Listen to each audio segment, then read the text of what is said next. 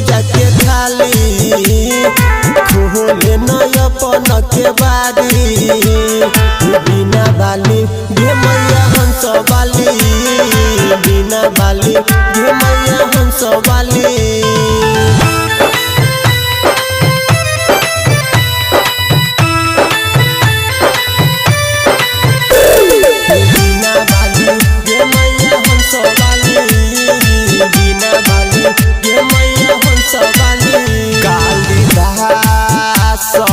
मैया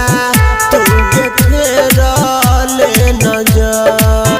फसल हमरो गे नैया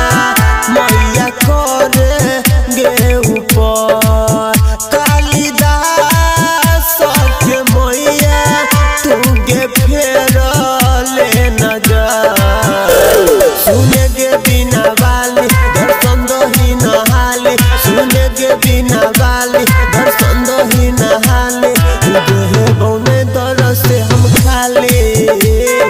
खोले न अपन के बारी बिना बाली गे मैया हंस वाली।